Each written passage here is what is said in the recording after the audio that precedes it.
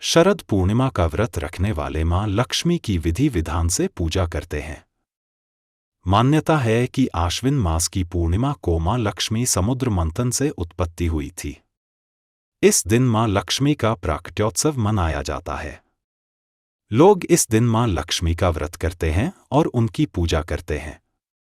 शरद पूर्णिमा का व्रत रखने वाले लोगों के लिए मां लक्ष्मी की उत्पत्ति की कथा का पाठ करना जरूरी होता है, तभी उनका व्रत पूर्ण माना जाता है। आइए आपको बताते हैं शरद पूर्णिमा की व्रत कथा। शरद पूर्णिमा की व्रत कथा। भीष्म जी ने कहा, मुने, मैंने तो सुना था लक्ष्मी जी क्षीर समुद्र से प्रकट हुई है, फिर आपने यह कैसे कहा कि वे भृगु की पत्नी ख्याति के गर्भ से उत्पन्न हुई? पुलस्त्य जी बोले, राजन, तुमने मुझसे जो प्रश्न किया है उसका उत्तर सुनो। लक्ष्मी जी के जन्म का संबंध समुद्र से है, यह बात मैंने भी ब्रह्मा जी के मुख से सुन रखी है। एक समय की बात है, दैत्यों और दानवों ने बड़ी भारी सेना लेकर देवताओं पर चढ़ाई की। उस युद्ध में दैत्यों के सामने देवता परास्त हो गए। तब इंद्र आदि संपूर्ण देवता अग्नि को आगे करके ब्रह्मा जी की शरण में गए। वहां उन्होंने अपना सारा हाल ठीक ठीक कह सुनाया। ब्रह्मा जी ने कहा, तुम लोग मेरे साथ भगवान की शरण में चलो। यह कहकर वे संपूर्ण देवताओं को साथ ले क्षीर सागर के उत्तर तट पर गए और भगवान वासुदेव को संबोधित करके बोले, विष्णु, शीघ्र उठिए और इन देवताओं का कल्याण कीजिए। आपकी सहायता न मिलने से दानव इन्हें बारंबार परास्त करते हैं। उनके ऐसा कहने पर कमल के समान नेत्र वाले भगवान अंतर्यामी पुरुषोत्तम ने देवताओं के शरीर को अपूर्व अवस्था देखकर कहा, देवगण, मैं तुम्हारे तेज की वृद्धि करूँगा। मैं जो उपाय बतलाता हूं उसे तुम लोग करो। दैत्यों के साथ मिलकर सब प्रकार की औषधियां ले आओ और उन्हें क्षीर सागर में डाल दो। फिर मंदरांचल को मथानी और वासुकी नाग को नेति रस्सी बनाकर समुद्र का मंथन करते हुए उससे अमृत निकालो। इस कार्य में मैं तुम लोगों की सहायता करूंगा। समुद्र का मंथन करने पर जो अमृत निकलेगा उसका पान करके तुम लोग बलवान और अमर हो जाओगे। देवादिदेव भगवान के ऐसा कहने पर संपूर्ण देवता दैत्यों के साथ संधि करके अमृत निकालने के यत्न में लग गए। देव, दानव और दैत्य सब मिलकर सब प्रकार को औषधियां ले आए और उन्हें क्षीर सागर में डालकर मंदराचल को मथानी एवं वासुकी नाग को नेति बनाकर बड़े वेग से मंथन करने लगे। भगवान विष्णु की प्रेरणा से सब देवता एक साथ रहकर वासुकी की पूंछ की ओर हो गए और दैत्यों को उन्होंने वासुकी के सिर की ओर खड़ा कर दिया। भीष्म जी। वासुकी के मुख की सांस तथा विषाग्नि से झुलस जाने के कारण सब दैत्य निस्तेज हो गए। क्षीर समुद्र के बीच में ब्रह्मवेत्ताओं में श्रेष्ठ भगवान ब्रह्मा तथा महातेजस्वी महादेव जी कच्छप रूपधारी श्री विष्णु भगवान की पीठ पर खड़े हो अपनी भुजाओं से कमल की भांति मंदराचल को पकड़े हुए थे तथा स्वयं भगवान श्रीहरि कूर्म रूप धारण करके क्षीर सागर के भीतर देवताओं और दैत्यों के बीच में स्थित थे। वे मंदराचल को अपनी पीठ पर लिए डूबने से बचाते थे। तदंतर जब देवता और दानवों ने क्षीर समुद्र का मंथन आरंभ किया, तब पहले पहल उससे देव पूजित सुरभि कामधेनु का आविर्भाव हुआ, जो हविष्य घी दूध की उत्पत्ति का स्थान मानी गई है। तत्पश्चात वारुणी देवी प्रकट हुई, जिसके मदभरे नेत्र घूम रहे थे। वह पग पग पर लड़खड़ाती चलती थी। उसे अपवित्र मानकर देवताओं ने त्याग दिया। तब वह असुरों के पास जाकर बोली, दानवों, मैं बल प्रदान करने वाली देवी हूं, तुम मुझे ग्रहण करो। दैत्यों ने उसे ग्रहण कर लिया। इसके बाद पुनः मंथन आरंभ होने पर पारिजात कल्पवृक्ष उत्पन्न हुआ, जो अपनी शोभा से देवताओं का आनंद बढ़ाने वाला था। तदंतर 60 करोड़ अप्सराएं प्रकट हुई, जो देवता और दानवों की सामान्य रूप से भोग्या हैं। जो लोग पुण्य कर्म करके देवलोक में जाते हैं, उनका भी उनके ऊपर समान अधिकार होता है। अप्सराओं के बाद शीतल किरणों वाले चंद्रमा का प्रादुर्भाव हुआ, जो देवताओं को आनंद प्रदान करने वाले थे।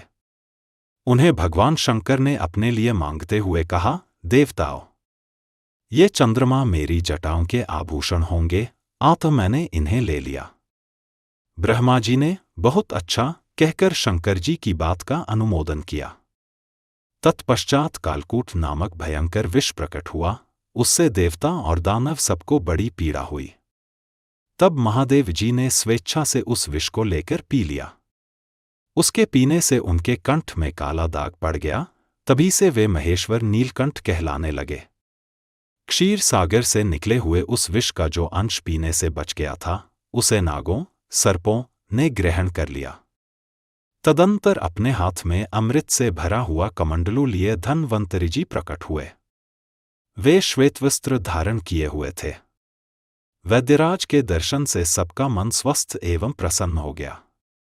इसके बाद उस समुद्र से उच्चैश्रवा घोड़ा और ऐरावत नाम का हाथी, ये दोनों क्रमशः प्रकट हुए। इसके पश्चात क्षीर सागर से लक्ष्मी देवी का प्रादुर्भाव हुआ, जो खिले हुए कमल पर विराजमान थी और हाथ में कमल लिए थी। उनकी प्रभा चारों ओर छिटक रही थी। उस समय महर्षियों ने श्री सूक्त का पाठ करते हुए बड़ी प्रसन्नता के साथ उनका स्तवन किया। साक्षात क्षीर समुद्र ने प्रकट होकर लक्ष्मी जी को एक सुंदर माला भेंट की, जिसके कमल कभी मुरझाते नहीं थे। विश्वकर्मा उनके समस्त अंगों में आभूषण पहना दिए। स्नान के पश्चात दिव्य माला और दिव्य वस्त्र धारण करके जब वे सब प्रकार के आभूषणों से विभूषित हुईं, तब इंद्र आदि देवता तथा विद्याधर आदि ने भी उन्हें प्राप्त करने की इच्छा की। तब ब्रह्माजी ने भगवान विष्णु से कहा, वासुदेव, मेरे द्वारा दी हुई इस लक्ष्मी देवी को आप ही ग्रहण करें। मैंने देवताओं और दानवों को मना कर दिया है, वे इन्हें पाने की इच्छा नहीं करेंगे। आपने जो स्थिरतापूर्वक इस समुद्र मंथन के कार्य को संपन्न किया है, इससे आप पर मैं बहुत संतुष्ट हूँ। यों कहकर ब्रह्माजी लक्ष्मी जी से बोले, देवी, तुम भगवान केशव के पास जाओ। मेरे दिए हुए पति को पाकर अनंत वर्षों तक आनंद का उपभोग करो। ब्रह्मा जी के ऐसा कहने पर लक्ष्मी जी समस्त देवताओं के देखते देखते श्रीहरि के वक्षस्थल में चली गईं और भगवान से बोली, देव, आप कभी मेरा परित्याग न करें। संपूर्ण जगत के प्रियतम, मैं सदा आपके आदेश का पालन करती हुई आपके वक्षस्थल में निवास करूंगी। यह कहकर लक्ष्मी जी ने कृपापूर्ण दृष्टि से देवताओं की ओर देखा। इससे उन्हें बड़ी प्रसन्नता हुई। इधर लक्ष्मी से परित्यक्त होने पर दैत्यों को बड़ा उद्वेग हुआ। उन्होंने झपटकर धन्वंतरि के हाथ से अमृत का पात्र छीन लिया। तब विष्णु ने माया से सुंदर स्त्री का रूप धारण करके दैत्यों को लुभाया और उनके निकट जाकर कहा, यह अमृत का कमंडलू मुझे दे दो। उस त्रिभुवन सुंदरी रूपवती नारी को देखकर दैत्यों का चित्त काम के वशीभूत हो गया। उन्होंने चुपचाप वह अमृत उस सुंदरी के हाथ में दे दिया और स्वयं उसका मुंह ताकने लगे। दानवों से अमृत लेकर भगवान ने देवताओं को दे दिया और इंद्र आदि देवता तत्काल उस अमृत को पी गए। यह देख दैत्यगण भांति भांति के अस्त्र शस्त्र और तलवारें हाथ में लेकर देवताओं पर टूट पड़े, परंतु देवता अमृत पीकर बलवान हो चुके थे। उन्होंने दैत्य सेना को परास्त कर दिया। देवताओं की मार पड़ने पर दैत्यों ने भागकर चारों दिशाओं की शरण ली और कितने ही पाताल में घुस गए। तब संपूर्ण देवता आनंदमग्न मन हो शंख, चक्र और गदा धारण करने वाले भगवान श्री विष्णु को प्रणाम करके स्वर्गलोक में चले गए। तब से सूर्यदेव की प्रभा स्वच्छ हो गई। वे अपने मार्ग से चलने लगे।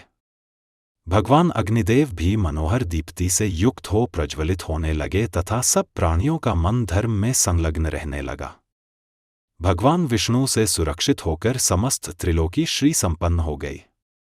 उस समय समस्त लोकों को धारण करने वाले ब्रह्माजी ने देवताओं से कहा, देवगण, मैंने तुम्हारी रक्षा के लिए भगवान श्री विष्णु को तथा देवताओं के स्वामी उमापति महादेव जी को नियत किया है। वे दोनों तुम्हारे योगक्षेम का निर्वाह करेंगे। तुम सदा उनकी उपासना करते रहना, क्योंकि वे तुम्हारा कल्याण करने वाले हैं। उपासना करने से ये दोनों महानुभाव सदा तुम्हारे क्षेम के साधक और वरदायक होंगे। यों कहकर भगवान ब्रह्मा अपने धाम को चले गए। उनके जाने के बाद इंद्र ने देवलोक की राह ली। तत्पश्चात श्रीहरि और शंकर जी भी अपने अपने धाम वैकुंठ एवं कैलाश में जा पहुंचे। तदंतर देवराज इंद्र तीनों लोकों की रक्षा करने लगे।